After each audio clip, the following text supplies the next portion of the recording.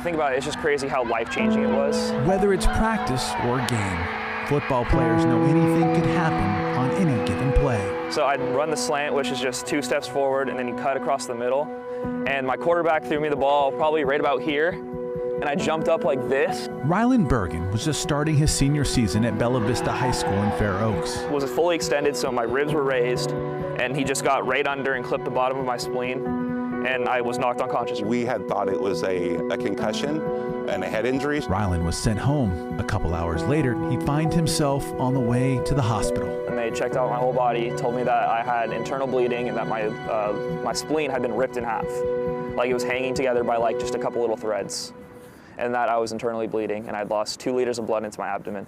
They said that I had like 30 minutes at the most left to live if I hadn't gone to the hospital. Emergency room staff quickly started pumping Rylan with new blood. That was the first thing they did, put 2 bags of blood into him.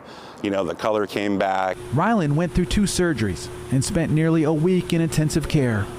He and his family give credit to the blood. It saves lives every day, and it saved my life. I wouldn't be here if I didn't give blood. If some person didn't donate their blood, I wouldn't be here. And not enough people do it. That blood wasn't there, absolutely, you know, we probably would be doing a different story now. Rylan's football career ended. His life, though, took a new path. Crazy being on the field, and just walking through the routes crazy. One of giving thanks to those who gave his gift of life. So thankful that the blood saved my life. I'm thankful that it wasn't anything more serious. I'm thankful that I get to be here every day.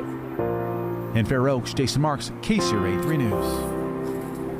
As Jason mentioned, Rylan was not able to play football again, but he did end up playing lacrosse his senior year. He's now in college. What an incredible story. Glad he's still with us.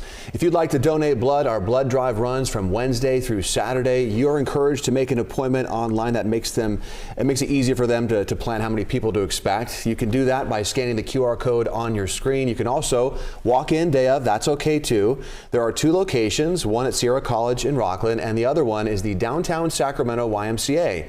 We have a list of hours and details about eligibility on the KCRA 3 website. Hope to see you there.